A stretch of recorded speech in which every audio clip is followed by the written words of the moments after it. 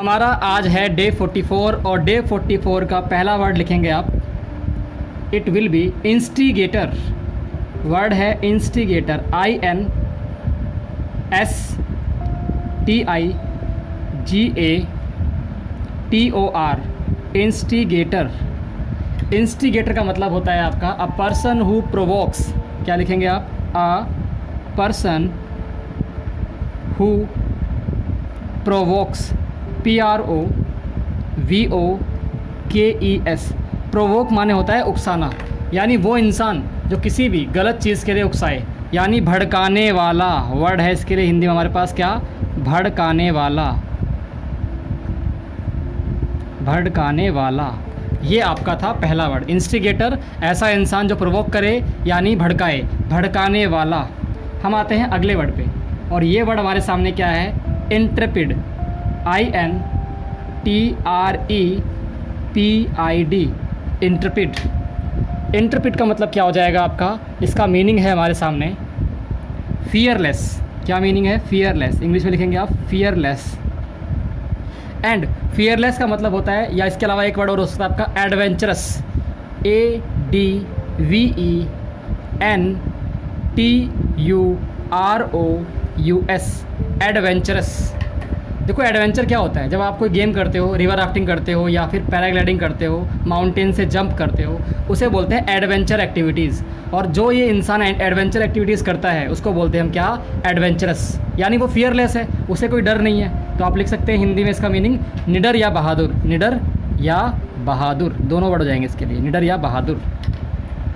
हमारे सामने जो अगला वर्ड है, थर्ड वर्ड हमारे सामने है, वो हो जाएगा आपका इर्रिप्रोकेबल, IRREPROACHABLE, इर्रिप्रोकेबल। इर्रिप्रोकेबल इसका मीनिंग क्या है आपका? इसका मीनिंग है beyond, beyond criticism, criticism, beyond criticism, और फॉल्टलेस, FAULTLESS, यानी जिसकी आप बुराई नहीं कर सकते। ऐसा इंसान जिसके अंदर कोई कमी ही नहीं है, आप उसमें कोई कमी निकाल ही नहीं सकते। हिंदी में इसके लिए एक वर्ड है शुद्ध हिंदी में, वो है त्रुटिहीन। त्रुटिहीन, त्रुटिहीन। इर्रिप्रोकेबल मीनिंग है आपका बियॉन्ड क्रिटिसिज्म, फॉल्टलेस या फिर त्रुटिहीन। हमारे सामने जो फोर्थ वर्ड है आज का, वो हो जाएगा इर्रिसोल्यूट, IRRESOLUTE, इर्रिसोल्यूट। इसका इंग्लिश मीनिंग है not able to decide what to do. Not able to decide what to do, what to do, यानी आप ये सोच नहीं पा रहे कि क्या करना चाहिए। इसके जो हिंदी में एक्सप्लेनेशन आएगी इसकी, वो क्या आएगी? दुविधा में पड़ना या दुविधा में पड़ा हुआ। दुविधा क्या होता है? दुविधा होता है वो सिचुएशन जहाँ पे आप सोच नहीं पा रहे कि क्या करना चाहिए। दुविधा में पड़ा हुआ, जैसे 10th के बाद मैक्सिमम बच्चे सोच नहीं पाते कि उन्हें कौन सी स्ट्रीम लेनी चाहिए। They are confused. सो उस सिचुएशन को बोल सकते हैं हम क्या? इर्रिसोल्यूट। अब देखो इसका हम रूट वर्ड समझते हैं। आपको पता है सोल्यूट माने, सोल्यूट जो वर्ड है आपका, इसी से बना है सॉल्यूशन, यानी वो एक आंसर है, सॉल्यूशन है, वो एक किसी भी मुसीबत का हल है। लेकिन अगर उसके आगे आपने IRR लगा दिया तो बन गया वो नेगेटिव, यानी कोई सॉल्यूशन नहीं निकल पा रहा, आपकी सिचुएशन का कोई सॉल्यूशन निकल नहीं पा रहा है ना। जैसे आप बोलते हो रिस्पॉन्सिबल, उसके आगे आपने लगा दिया इर्रिस्पॉन्सिबल, यानी या कह सकते हो आप वो जिम्मेदार नहीं है, गैर जिम्मेदार, तो यह नेगेटिव वर्ड बन गया आपका। ऐसे ही इर्रिसोल्यूट बन गया जहाँ आप दुविधा में पड़े हुए हैं, किसी भी कंक्लूज़न पर नहीं पहुँच पा रहे हैं आप। हमारे सामने फिफ्थ वर्ड है, वो हो जाएगा आपका इर्रिवरेंस, IRREVERENCE,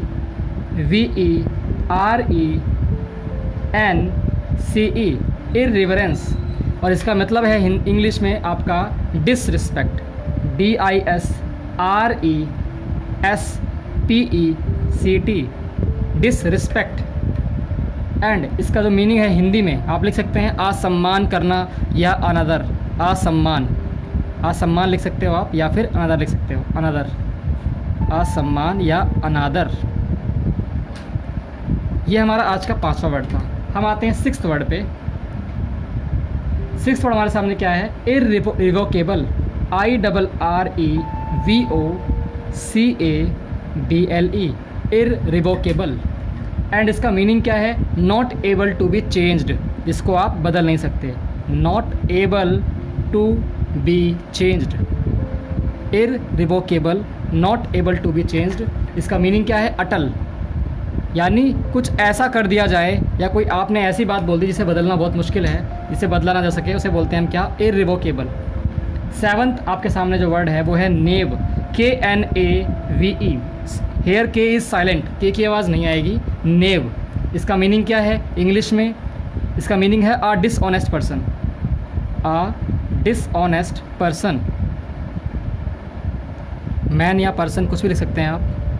एंड इसका मीनिंग क्या है? इसका मीनिंग वही है हिंदी में, बेईमान। बेईमान व्यक्ति को बोलते हैं हम क्या? नेव। हमारे सामने आठवां वर्ड है, वो क्या हो जाएगा आपका आठवां word? That will be laid back, LAID, फिर लगाएंगे आप हाइफन और लिखेंगे बैक, लेड बैक। इसका मीनिंग क्या है? इसका मीनिंग है रिलैक्स्ड, RELAXED, रिलैक्स्ड, मतलब शांत। जो इंसान शांत है उसे बोलते हैं हम रिलैक्स्ड। लेड बैक मीनिंग क्या है इसका? रिलैक्स्ड यानी शांत।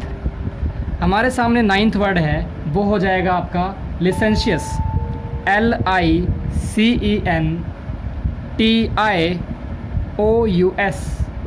लिसेंशियस। इसका इंग्लिश मीनिंग है इमोरल, इमोरल। और इमोरल क्या होता है आप सब जानते हैं। इमोरल का मतलब होता है अनैतिक, यानी जो समाज के अनुसार ठीक ना हो, उसे बोलते हैं इमोरल। और टेंथ वर्ड हमारे सामने क्या है? वो हो जाएगा आपका लॉजी, LOUSY, लॉजी। इसका मतलब क्या है? वेरी बैड, वेरी बैड, या फिर डिसगस्टिंग, DISGUSTING, डिसगस्टिंग। आपने वर्ड सुना होगा बहुत ज़्यादा मूवीज़ के अंदर, डिसगस्टिंग। इसका मतलब क्या होता है? घटिया। मीनिंग क्या है इसका? घटिया। एंड इसका एक और मीनिंग हो जाएगा घिनौना। So let's revise. पहला वर्ड था इंस्टिगेटर, इसका मतलब होता है वो इंसान जो किसी चीज़ को भड़का दे, प्रोवोक कर दे। दूसरा वर्ड था आपका इंटरप्रेट, यानी फियरलेस इंसान, जिसको कोई डर नहीं, निडर इंसान है वो। अगला था आपका इररिप्रोगेबल, इसका मतलब क्या है? बियॉन्ड क्रिटिसिज्म या फॉल्टलेस, त्रुटिहीन, जिसमें कोई कमी ना हो। नेक्स्ट था आपका इररिसोल्यूट, मतलब ऐसा इंसान जो दुविधा में पड़ चुका है, डिसाइड नहीं कर पा रहा कि क्या करना चाहिए उसे। अगला था आपका इररेवरेंस, डिसरिस्पेक्ट बोल सकते हो आप इसे, असम्मान या अनादर कर देना। अगला था आपका इररिवोकेबल, यानी जिसको चेंज करना बहुत मुश्किल हो जाए। नेव माने होता है वो इंसान जो डिसऑनेस्ट है या बेईमान है। लेड बैक होता है आपका रिलैक्स्ड, यानी वो शांत तरीके से बैठा हुआ है।